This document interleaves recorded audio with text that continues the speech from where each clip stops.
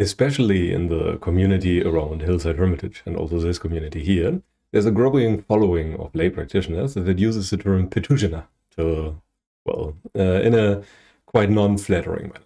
And while the distinction between a noble one and an uninstructed worldling or a puthujjana is surely important, the word sounds more like the term, muggle from Harry Potter to me by now, and it has a filthy sound to it, something to be ashamed of.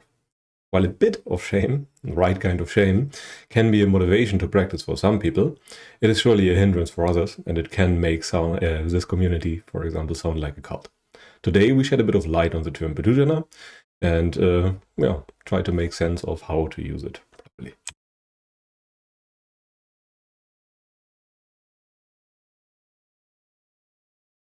But before anything else, what are certain synonyms, other words, and what is the meaning of this word in reality?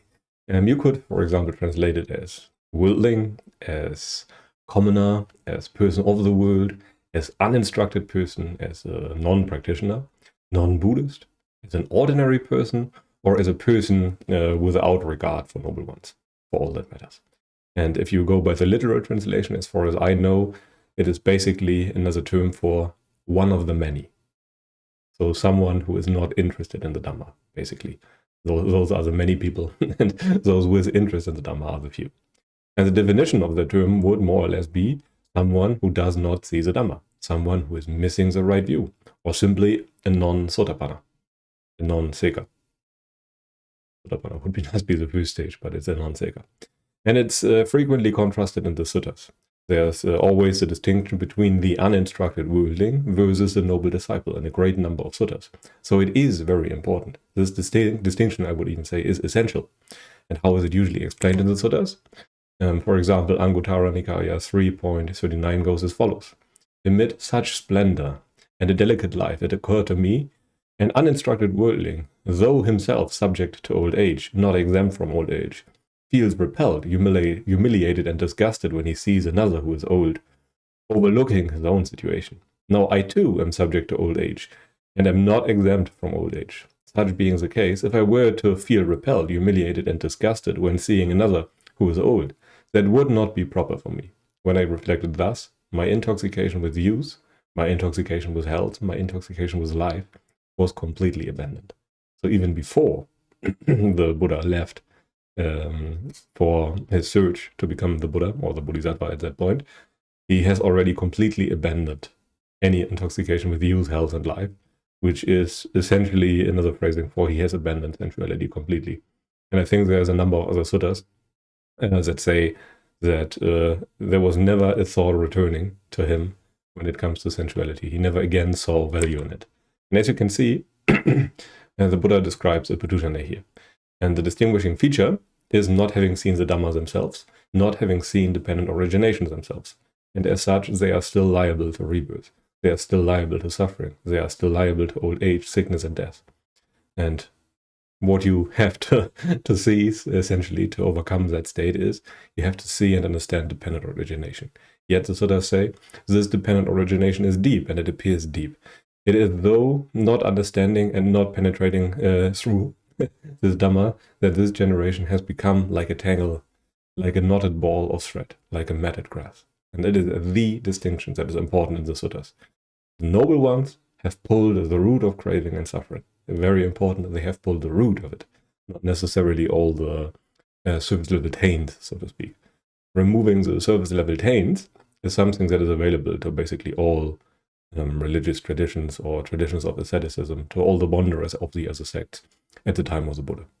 We need no Buddha for that. The surface level stuff is directly visible, while the dependent origination stuff, which is the part that is truly subtle and difficult to see. And the characteristics of a person who is a puthujjana is that they take the aggregates, or one among them, as self. They are not knowing or have no knowledge of the Four Noble Truths. They are still holding wrong views. They are still feeling in a detached manner. And as you likely noticed by now, I'm more or less listing the characteristics of a sotapanna and just tell you that they do not apply to a worldly person, to a commoner, to one of the many. And the roots of suffering is still there. The root of craving is still there. And for the noble one, it would be the opposite. They have pulled the root of craving. They have pulled the root of suffering. For them, they feel detached. They do not suffer in the same way as before. And they no longer hold wrong views, or wrong view, so to speak. And they have gained direct insight, direct knowledge, direct recognition of the Four Noble Truths. And as such, they can no longer take any sankhara as self. It is impossible, or any sankhara is permanent. It is listed even among the 9 or 10 things that a noble one cannot do. So, to whom does it apply? Well, the term puthujjana obviously applies to everyone who is not noble. And this includes everyone, no matter how saintage or holy that person might be. Even the former teachers of the Buddha, Alarakalama and Ramaputa, as well as Mahakassapa and all the other great monks of the time of the Buddha, who were exceptionally pure. Even the great monk Bahia, and however you want to call them, however many examples there were of great disciples of the Buddha. Technically, all of them, until they met the Buddha and understood dependent origination, were still puthujjanas. They were of the many, not of the few. And it is not that you have to be a full-blown sensual being or something like that. You don't have to be a drug addict or someone like that to be a puthujjana. You can also be a saint, technically. You can also technically be a holy man and still be a puthujjana. Even the lowest of attained people in the dispensation of the Buddha, a face follower, freshly attained in view, so to speak, would be less of a puthujjana, namely no puthujjana anymore, it's a binary thing, than Alarakalama or Ramaputa, who were able to attain the 7th or even the 8th jhana, or the formless liberations, or however you want to call them. So in essence, another very useful distinction that you could make is the person who is uninstructed versus a person who is instructed. You could also distinguish between a very sensual being with sensual interests versus a dispassionate being with dispassionate interests. And the term puthujjana or muggle very much sounds like sensual, like a sensual, uninstructed worldling. And for such a person, it would be a good distinction. I would still not use a term to put others down or something like that. But it would be very good to be ashamed of such tendencies. And even the highest attained ascetics, again, are still lower than the freshest of faith followers. And in essence, you do not want to compare yourself to others. And if you use the term puthujjana in such a manner and put it on such a pedestal, as in make the Sotapanna something that is completely unreachable, I don't think that's very skillful or good for you. As the Buddha explicitly said, that you should not compare yourself to others. You should not be better, not be worse, or not view yourself as equal to others.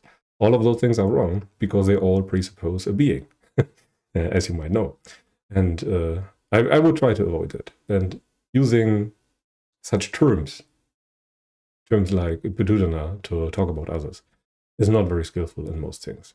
And I would only speak with a purpose about such things. And I would always, when I'm about to use such a term, look for greed, aversion, and delusion in my experience. And really only use a term when you can suspect that it is helpful to the other person. Otherwise, why use it at all?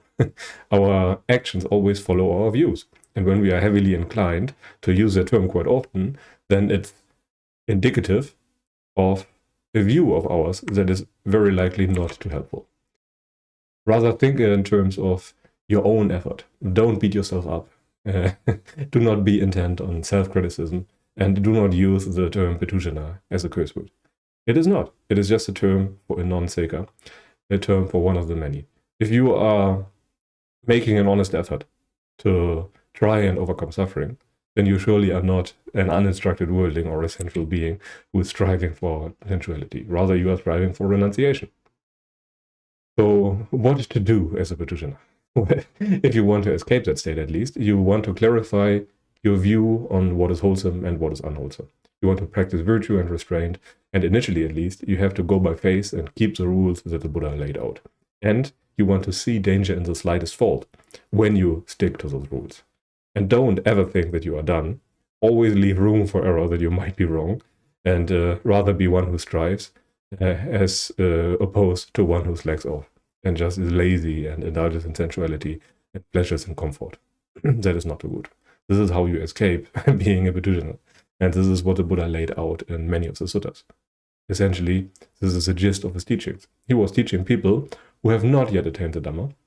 And in many cases, he also taught people who have attained the Dhamma, but who have not brought it to perfection, so to speak. And a good way and approximate condition to remove the uninstructed part in the suttas was dana. That was listed in many suttas, that you receive teachings after giving food to monks. And many other suttas say, for example, and this is also a good explanation of the term puthujjana, that those who even live in the right place are few. Those who don't are many. Those who hear the teaching are few. Those who remember the teachings are even fewer. Those who ponder the teachings are even fewer. Those who understand the teachings are even fewer. Those who then put it into practice are even fewer. And then all the other levels of attainment are even fewer than that. So you want to be one of the few and not one of the many. And there are many, many people who never understand anything about the Dhamma. But all of those, basically, up to the point of the face follower, are puthujjanas. But what matters is your striving. Puthujjana is not a disease. It's a label for a non-noble one. Strive to become a noble one still, because the distinction is essential. Very, very important. But I would not make a cultish term out of it. I don't think that's very beneficial for the community that you see yourself as part of. I know that it's very likely a counter-statement to the community or to the widespread belief that everyone can be enlightened. And that is not true. It is a very difficult thing, and you have to follow the right kind of instruction for a very long time, and you have to put all your heart into it. Otherwise, it will not work. You have to abandon and leave behind the entirety of sensuality. But anyway, this should be enough for today. Let us now come to the most important one. Oops. First of all, the term puthujjana, at least to me, feels like a curse word. It feels like the word muggle, while in reality it just means not being of the right view, and in some cases, if you are sincerely striving, yet. Yet, shame can be useful for some people. Yet it can be a hindrance in striving for other people. So I would be careful in that. Do not engage in derogatory slang towards other people or yourself. And if you are serious, consider yourself as a practitioner and do not attach those useless labels to yourself or others. You don't have to think of yourself in terms of being a puthujjana. If you are a practitioner and moving in the right direction, everything is fine. If you're making an honest, wholehearted effort, that is what matters. Yes, the distinction is very important because it should be your number one goal to attain the right view. But you don't have to attach curse words to it unless it motivates you. Then, yeah, sure, do it. Why not? But in most other cases, speak only with a purpose and only when you sincerely suspect that there is benefit in using that term. But anyway, that should be enough for today. Thank you very much for listening. If you enjoy what we do here, feel free to like, subscribe, and join the Dhamma Hub community. But until then, I wish you a pleasant day and goodbye.